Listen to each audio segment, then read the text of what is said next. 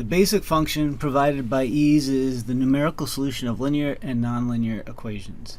There are an enormous number of features associated with ease that will be discussed in subsequent videos. These include things like unit checking, optimization, numerical integration, high-quality property data, plotting, and uncertainty analyses.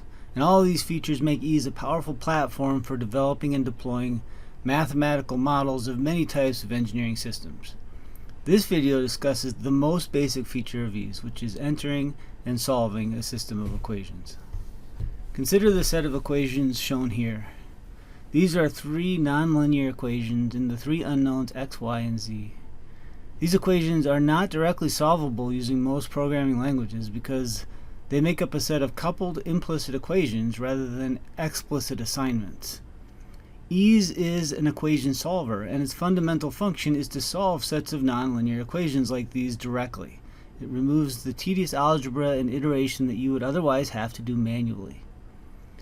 When you open ease, you will see immediately the equations window, and this is where equations to be solved must be entered. If you have a professional version of ease that is version 11.695 or later, you can organize these equations into various tabs, as shown here. Otherwise, all of your equations must go into the same main equations tab. So let's go ahead and enter these three equations into the equations window. The variable information palette that appears to the right of the equations window will show each of the variables that have been defined. If we click the update button, it will update to reflect the current contents of the equations window. Once the equations are entered, we can select Solve from the Calculate menu, or alternatively use the shortcut key F2 in order to initiate the process that ease uses internally to solve the system of equations.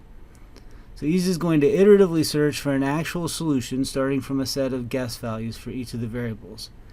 The result should be the dialog shown here, which indicates that the calculations were successfully completed and provides some of the details about the process. Select Continue to proceed to the Solutions window, which is shown here. So ease has identified one solution to this equation set, and even if more than one solution exists, ease will only converge to one. We can control which solution ease finds using guess values and limits on the variables, and this is a topic that we'll cover in a different video. The solution is shown here using the decimal point as the decimal separator. However, ease operates just as well using a European numerical formatting style. So if your regional and language options in the Windows control panel is set to a European language, like French for example, then the comma separator will be used by default. Alternatively, and probably better, you can specify that you want to use the European numerical formatting style by entering the directive $keyboard EU in the equations window to specify this option. So here you can see that the comma is used instead of the decimal point. And we can go back to the US numerical formatting style by changing EU to US in that directive. All ease numerical values use extended precision that internally provide 20 significant figures. However, the display format can be separately specified for each variable in the solution window. Right-click on any variable in the solution window to access the Specify Format dialog. By default, Auto Format is selected, and that provides 4 significant figures. However, there are several other display formats that are possible. So for example, the number of significant figures or the number of decimal places can also be specified. Let's return to the equations window. Notice that the equations can be entered in any order and rearranged algebraically in any way. So for example, we can switch the order of the first two equations, and we can switch the right and the left side of the third equation, and these will still identify the same solution. The equations window functions a lot like any word processor that you're probably familiar with. You can use the cut, copy, paste, find, replace, and undo commands just as you would in most other programs that manipulate text. Equations are typically entered one per line. However, if you'd like, multiple equations can be entered on the same line provided that they are separated by a semicolon in the US format or a colon in the EU format.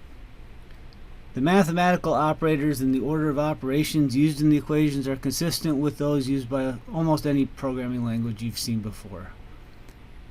Variable names in Ease must start with a letter, but they can include any US keyboard character except the one shown here. Ease is case insensitive, and that means that the symbols lowercase x and uppercase X, for example, will be interpreted to be the same variable in the equations window. Very long equations can be broken into two lines for ease of reading or improved printing by using the ampersand. So this example doesn't really include any long equations, but we could still break the first equation into two lines like this. Finally, it is good practice to annotate any computer code in order to clarify the meaning behind the equations. So typically each equation would be followed by a comment that is ignored by the equation solver itself but is visible to the user. Comments in Ease should be enclosed in either curly brackets or quotes, and any line that begins with 2 forward slashes is also considered to be a comment. The comments are displayed in blue by default in the equations window to indicate that they are not part of the equation set that will be solved. Comments that begin with the exclamation mark character are referred to as comment type 2, and these are displayed in red by default. Note that the default colors for comments can be changed in the equations tab of the preferences dialog that you would get within the options menu. Occasionally, it will be useful to temporarily remove an equation or a group of equations from the equation window without permanently deleting them, and this is referred to as commenting them out. You'll hear these words many times in these tutorials.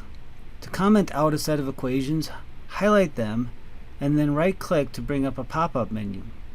Select Comment with curly brackets in order to place curly brackets around the entire section of the highlighted code, and this temporarily removes it from the equation set. If you'd like to restore these equations, just highlight the commented code, right-click, and then select Undo Comment, curly brackets.